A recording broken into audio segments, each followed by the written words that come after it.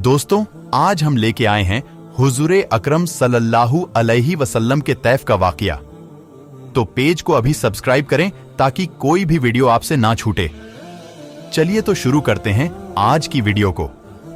नुबुव्वत मिल जाने के बाद 9 साल तक नबी अकरम सल्लल्लाहु अलैहि वसल्लम मक्का मुकर्रमा में तबलीग फरमाते रहे और कौम की हिदायत और इस्लाह की कोशिश फरमाते रहे, लेकिन थोड़ी सी जमात के सिवा जो मुसलमान हो गई थी और थोड़े से ऐसे लोगों के अलावा जो बावजूद मुसलमान न होने के आपकी मदद करते थे। अक्सर कुफ्फारे मक्का आपको और आपके सहाबा रजी अल्लाहु अन्हु को हर तरह की तकलीफें पहुंचाते थे, मजाक उड़ाते थे और जो हो सकता था उससे दरगुजर न करते थे। हुजूर सल्लल्लाहु अलैहि वसल्लम के चचा अब्बू तालिब भी उन्हीं नेक दिल लोगों में थे जो बावजूद मुसलमान न होने के हुजूर की हर किस्म की मदद फरमाते थे। 10वें साल में जब अब्बू तालिब का भी इंतकाल हो गया तो काफिरों को और भी हर तरह खुले मुहार इस्लाम से रोकने और मुसलमानों को तकलीफ पहुंचाने का मौका मिला।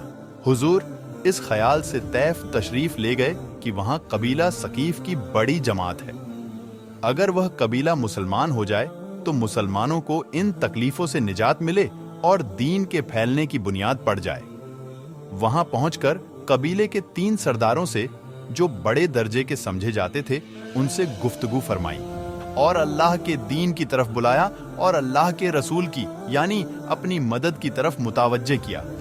मगर उन लोगों ने बजाय इसके कि दीन की बात को कबूल करते या कम से कम अरब की मशहूर मेहमान नवाजी के लिहाज से एक नौवारिद मेहमान की खातिर और मुदारात करते, उन्होंने इससे साफ इनकार कर दिया और निहायत बेरुखी और बदअखलाकी से पेश आए।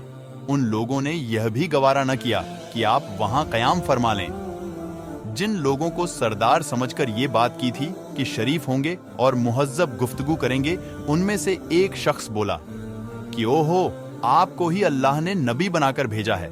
दूसरा बोला कि अल्लाह को तुम्हारे सिवा कोई और मिलता ही नहीं था जिसको रसूल बनाकर भेजते। तीसरे ने कहा, मैं तुझसे बात नहीं करना चाहता, इसलिए कि अगर तू वाकई नबी है जैसा कि दावा है तो तेरी बात से इनकार कर देना मुसीबत से खाली नहीं, और अगर झूठ है तो मैं ऐसे शख्स से बात नहीं करना चाहता। उसके बाद उन लोगों से ना उम्मीद होकर हुजूर अकरम सल्लल्लाहु अलैहि वसल्लम ने और लोगों से बात करने का इरादा फरमाया, क्योंकि आप तो हिम्मत और इस्तिकलाल के पहाड़ थे।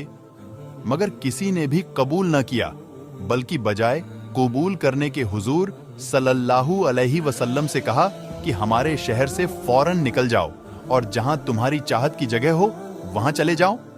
हुजूर अकरम सल्लल्लाहु अलैहि वसल्लम जब उनसे बिल्कुल मायूस होकर वापस होने लगे तो उन लोगों ने शहर के लड़कों को पीछे लगा दिया कि आपका मजाक उड़ाएं, तालियां पीटें, पत्थर मारें, हत्ता कि आपके दोनों जूते खून के जारी होने से रंगीन हो गए।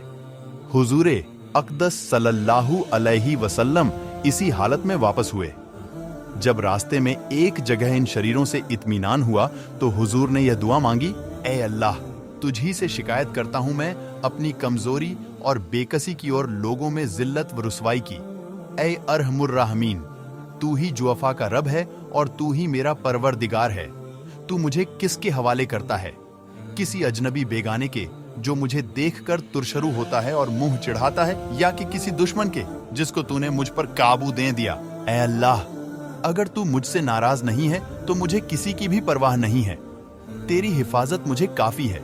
मैं तेरे चेहरे के उस नूर के तुफैल जिससे तमाम अंधेरियां रोशन हो गईं और जिससे दुनिया और आखिरत के सारे काम दुरुस्त हो जाते हैं, इस बात से पनाह मांगता हूं कि मुझ पर तेरा गुस्सा हो या तू मुझसे नाराज हो।